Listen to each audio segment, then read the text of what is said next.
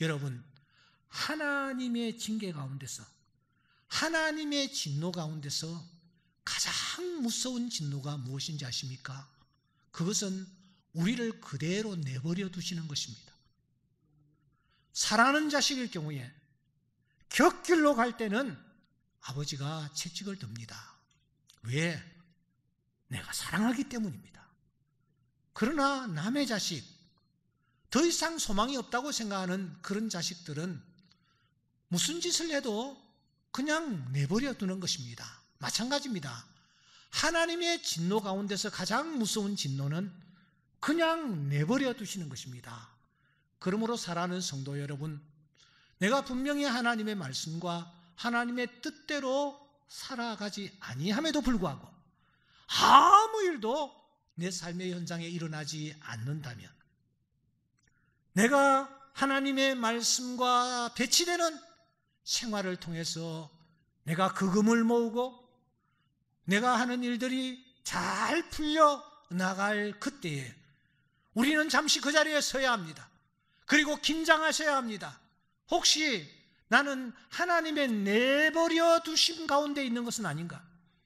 내버려 두심의 진노를 내가 받고 있는 것은 아닌가? 우리가 깊이 생각을 해보아야 합니다. 사울은 하나님께서 그냥 내버려 두시는 그런 진노 아래에 있었습니다. 이런 그가 어떻게 그의 생애를 마무리를 합니까? 31장 4절에 보시면 사울이 자기의 칼을 뽑아서 그 위에 엎드려졌다. 9절과 10절 말씀에 보시면 이를 난 블레셋 사람들이 달려와서는 사울의 머리를 베고 머리가 없는 그의 시체는 벳산이라는 성벽에 못을 박아 걸어버립니다. 그러니까 결국 이 사울이 스스로 목숨을 끊었다, 자살을 했다라는 것입니다. 자살을 금하고 있다라는 것을 이스라엘 백성들은 너무너무 잘 알고 있었습니다. 그런데 강청하여 세운 이 사울이라는 왕이 자살로 생을 마감했다라는 것은 그야말로 충격이 아닐 수가 없었습니다.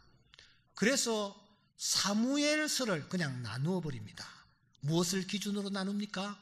이 사울 왕의 죽음을 기준으로 나누는 것입니다. 사울 시대를 그냥 떼어내었다, 그렇게 보는 것이 정확할 것입니다. 대신에 다윗 시대를 부각시키는 것입니다. 왜냐하면 다윗은 사울과는 달리 그의 삶이 계속 승승장구했기 때문입니다. 상향곡선을 그려나가고 있었기 때문입니다. 오고 오는 세대의 모든 사람들이 추앙하는 그런 왕국을 이룩했기 때문입니다. 그래서인지 오늘 우리가 읽은 이 성경에 보면 계속 다윗에 대해서는 이렇게 긍정적인 표현을 하고 있습니다.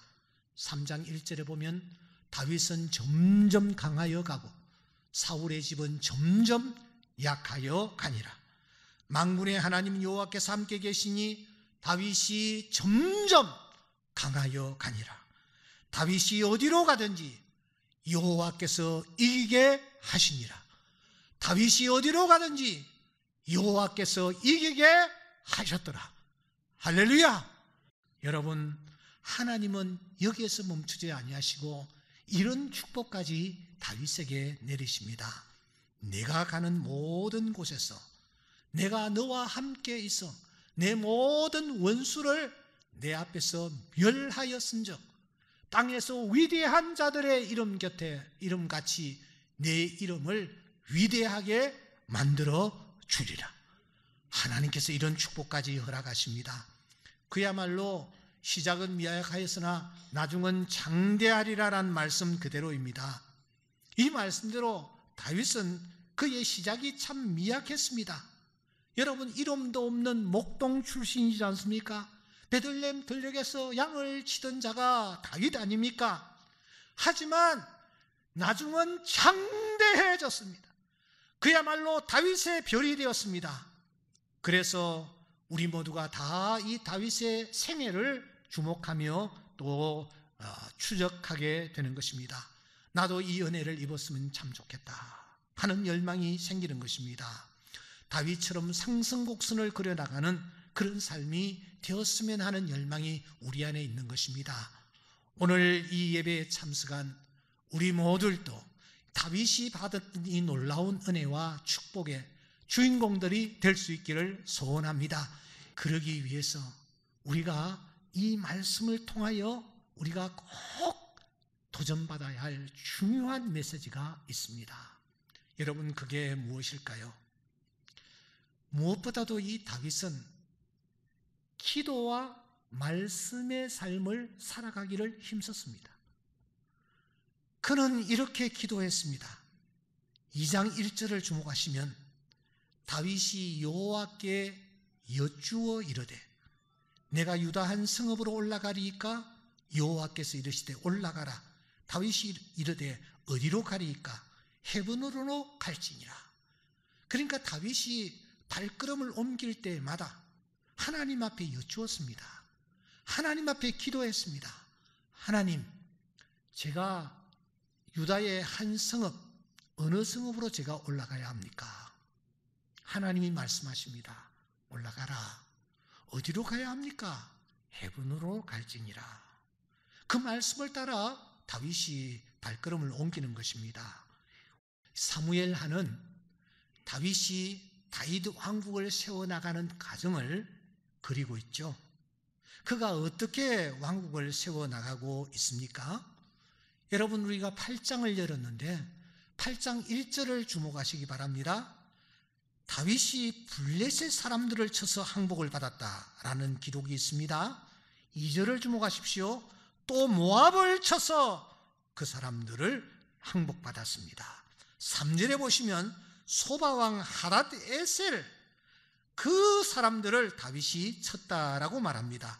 8장 5절에 보시면 아람 사람들을 다윗이 쳤다라고 말합니다. 8장 13절에 보시면 에돔 사람 18,000명을 쳐 죽이고 돌아와서 명성을 얻었다. 이렇게 계속해서 다윗이 취한 액션을 우리에게 소개하고 있습니다. 그는 왕으로 세움을 입고 난 뒤에 그냥 왕궁에서 이젠 됐다 하고서는 왕놀이만 하고 있지 않았습니다. 안에서 그냥 연애를 즐기고 주색에 사로잡히고 그런 나날을 보내지 아니했다라는 것입니다. 골리앗을 향하여 나아갔듯이, 사자나 곰이 곰을 향하여 나아갔듯이 직접 군사를 이끌고 전쟁터로 그가 나아갔습니다. 그리고 적들과 마주하며 싸웠습니다. 블레셋 그동안 얼마나 괴롭혔습니까? 모압 얼마나 유혹을 많이 했습니까? 아람 사람들 얼마나 그들이 마치 메뚜기 떼들처럼 쳐들어왔습니까? 특히 에돔 사람들 길을 막고 얼마나 진로를 방해했습니까? 그러므로 이들은 다윗이 물리쳐야 할 적들이었습니다. 그래서 이 물리쳐야 할 적들을 이 다윗은 단호하게 물리치는 것입니다. 그 땅을 취하자 능히 이기리라 라는 갈렙의 외침대로 말입니다. 사랑하는 여러분, 오늘 또 이 원리는 우리에게 적용됩니다. 우리가 매일 기도만 하고 매일 성경만 묵상하고 자리에 앉아 있으면 우리의 꿈이, 우리의 소원이 이루어지는 줄 아십니까? 말씀하십니다. 다윗처럼 나아가야 한다라고 말입니다. 요단강이 언제 끊어졌습니까? 이스라엘 백성들이 법궤를 메고 그 요단강에 발을 내디뎌 놓았을 때에 요단강이 끊어졌습니다. 여리고성이 어떻게 무너졌습니까? 멍하니 바라보고 있을 때에 그 성이 무너졌습니까? 아닙니다. 이스라엘 백성들은 돌고 또 돌았습니다. 어제 돌았으나 아무런 이상과 흔적이 나타나지 아니했습니다. 오늘 또 도는 것입니다. 오늘 돌았으나 아무런 흔적도 없습니다. 하지만 그들은 또 포기하지 않냐고 일어나 도는 것입니다. 그때에 드디어 성이 와르르 무너지는 놀라운 역사가 나타났습니다. 사랑하는 여러분, 움직이셔야 합니다. 발을 내디드셔야 합니다. 믿음은 무엇이냐? 믿음은 행함입니다. 행함이 없는 믿음은 그 자체가 죽은 것이라고 말씀합니다. 기도하고 말씀을 사모하는 것 중요합니다. 그리고 난 뒤에는 일어나셔야 합니다. 그때에 하나님께서 그들과 함께해 주시는 줄 믿습니다. 그런데 움직일 때, 행동을 할 때 우리가 정말 유의해야 할 것이 무엇인지 이 다윗의 행동을 통하여 우리가 꼭 배워야 합니다. 무조건 행동하면 되지 않아요. 행동할 때에 원리가 있습니다. 어떤 액션을 취해야 하느냐, 어떤 태도로 임해야 되느냐, 이것이 정말 중요한 것입니다. 그래서 우리는 1장부터 다윗이 왕국을 세워가는 과정에서 다윗이 어떤 액션을 취하였는지, 다윗이 어떤 태도로 임하였는지를 우리가 눈여겨 살펴야 합니다. 그래서 여러분, 오늘 성경을 1장을 먼저 여시기 바랍니다. 1장에 보시면 1장 1절 이하를 눈으로 보십시오. 한 사람이 다윗 앞에 나타나죠. 그리고 그 사람이 사울의 죽음과 그 일행들의 죽음에 대해서 상세하게 브리핑을 합니다. 그 과정에서 자신이 혁혁한 공을 세웠다라는 듯이 그 증표로 사울왕이 머리에 쓰던 멸관과 팔에 걸던 팔고리를 그가 증거물로 제시하지 않습니까? 이때 다윗이 무엇이라고 일가를 합니까? 1장 14절 언더라인을 하시기 바랍니다. 다윗이 소리를 지릅니다. 내가 어찌하여 손을 들어 여호와의 기름 부음 받은 자 죽이기를 두려워하지 아니하였느냐 하면서 한 사람을 불러서 이 사람을 죽이라고 명령합니다. 그가 침에 죽으니라 했습니다. 여러분, 저를 보세요. 이상하지 않습니까? 사울이 누굽니까? 죄 없는 자신을 그렇게 괴롭히고 죽이려고 발부둥을 치던 자가 사울 아닙니까? 그 사울을 죽이는데 일조한 사람이 눈앞에 나타났는데 칭찬하기는커녕 오히려 화를 내면서 왜 사울을 죽였느냐고, 왜 하나님께서 기름 부음 받은 자를 죽였느냐고 하면서 그 사람을 오히려 처리를 하는 것입니다. 여러분, 2장으로 넘어가 봅시다. 2장에 보시면 다윗이 드디어 왕으로 세움을 입지 않습니까? 왕관을 썼습니다.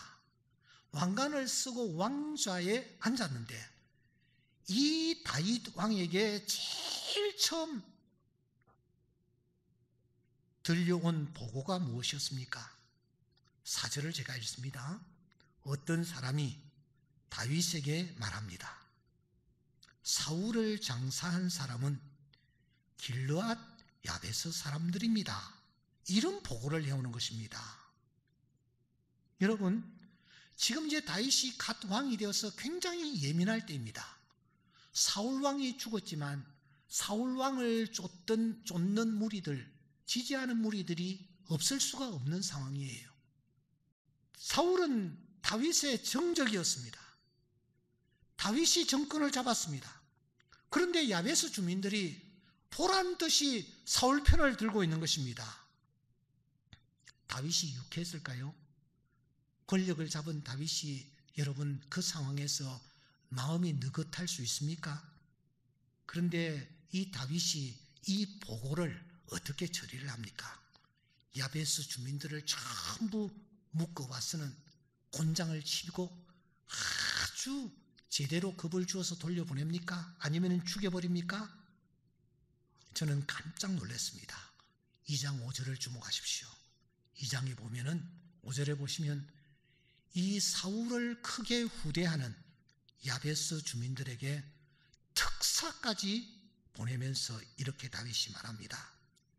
너희가 주 사울에게 이처럼 은혜를 베풀어 그를 장사하였으니 여호와께 복을 받을지어다. 나도 이 선한 일을 너에게 갚아주마. 다윗은 이것이 선한 일이라고 합니다. 야베스 주민들이 사울을 후대하고 장례를 잘 지내준 것 정말 잘한 일이라고 말하는 것입니다. 저는 어안이 벙벙했습니다. 야, 어떻게 이럴 수가 있느냐 이거죠. 지금 전국과 상황이 어떠한데 어떻게 다윗이 이렇게 할 수 있느냐. 참 이상하다. 다윗의 심중에 도대체 무엇이 흐르고 있단 말인가. 이런 생각으로 다시 3장을 제가 열기 시작합니다. 3장에는 어떤 사건이 있었습니까? 아브넬이라는 사울의 군대 장관이 등장합니다. 이 사람이 사울이 전사한 틈을 타서 혼란한 전국 그 상황에서 사울의 아들들 중에서 가장 똑똑하고 영리한 이스보셋이라는 아들을 사울을 대신하여 이스라엘의 왕으로 옹립을 합니다. 그리고서는 자신이 실권을 장악해버립니다. 이 아브넬은 그만하기 거지가 없었습니다. 사울 왕의 후처를 자기의 아내로 삼을 정도로 아주 막대먹은 인간이었습니다. 하지만 그 누구도 아브넬의 앞에 한마디 말을 하지를 못했습니다. 이런 시간이 한참 흐른 뒤에 이 아브넬이 가만히 생각하니 다윗에게 좀 자기가 아부를 하고 다윗 편이 되는 것이 좋겠다, 그런 생각이 했습니다. 그게 유리하겠다라는 계산을 하게 되죠. 그래서 그가 다윗에게 와서는 거짓으로 머리를 조아립니다. 이 술수를 눈치챈 자가 있으니 바로 다윗의 군대 장관 그 유명한 요압이었습니다. 요압이 이 아브넬 거짓 술수를 가지고 다윗 앞에 와서 다윗 편히 취하는 이 아브넬을 어느 날 살해를 해버립니다. 다윗이 장차 당할 수 있는 이 암적인 존재를 제거해버린 것입니다. 그런데 여러분, 그 소식을 접한 다윗이 어떻게 반응을 합니까? 3장 31절에 보시면 다윗이 요압과 자기와 함께 있는 모든 백성들에게 말을 합니다. 너희는 옷을 찢고 굵은 배를 띠고 아브넬 앞에서 애도하라 하면서 다윗 왕이 상류를 따라가 소리 높이어 울고 백성도 다 운이라고 했습니다. 아브넬의 죽음을 중심으로 안타까워하는 것입니다. 슬퍼하며 애동하는 것입니다. 여러분, 어떻게 다윗이 이렇게 할 수 있단 말입니까? 저는 머리가 제대로 돌아가지를 않았습니다. 아니, 어떻게 이럴 수가 있단 말인가? 자기를 장차 죽일지도 모르는 첩자, 그 첩자를 죽여줬는데 그 아브넬의 죽음을 이렇게 슬퍼할 수 있단 말인가? 사장은 어떻게 전개됩니까? 당시 다윗의 최대의 경쟁자는 이스보셋이었습니다.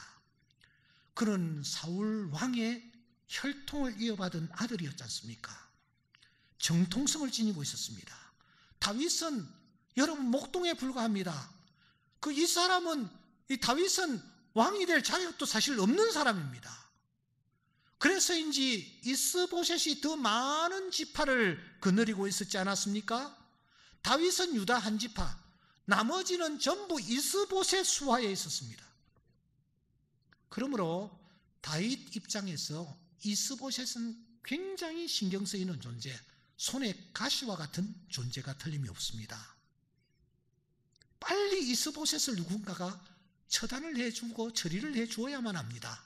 그래야 다윗 왕국이 든든히 서갈 것입니다. 그런데 마침 림몬의 아들 레갑과 바하나가 이 사람들이 이스보셋 왕을 살해를 해버립니다. 그리고서는 이스보셋의 머리를 가지고 다윗 왕 앞에 나타나는 것 아닙니까? 4장 8절을 주목하십시오. 다윗 왕에게 이스보셋 머리를 들이며 아뢰되 왕의 생명을 헤아려 하던 원수 사울의 아들 이스보셋의 머리가 여기 있습니다. 여호와께서 오늘 우리 주 되신 왕의 원수를 사울과 그 자손에게 갚으셨습니다. 그렇게 하면서 이스보셋의 머리를 다윗 왕 앞에 가지고 나온 것입니다. 여러분, 이때 다윗 왕의 반응이 어떠했습니까? 어떠해야만 합니까? 그들을 칭찬하면서 후한 상급을 내려야 되지 않겠습니까?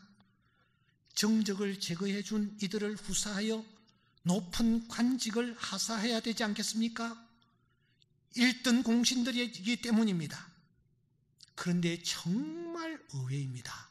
사무엘하 4장 12절에 보니 다윗이 청년들을 명령합니다. 이 이스보셋을 죽여 머리를 들고 온 이 레갑과 바하나라는 이 두 사람을 죽이고 수족을 베어 헤브론 목가에 매달아라. 이렇게 명령하는 것입니다. 오히려 이스보셋의 머리를 가져온 자들을 처단해버립니다. 정말 이해할 수가 없습니다. 어떻게 이런 처신을 할 수 있단 말입니까? 도대체 다윗이 그때 어떤 생각을 가지고 있었단 말입니까? 그의 심중에 무엇이 흐르고 있단 말입니까?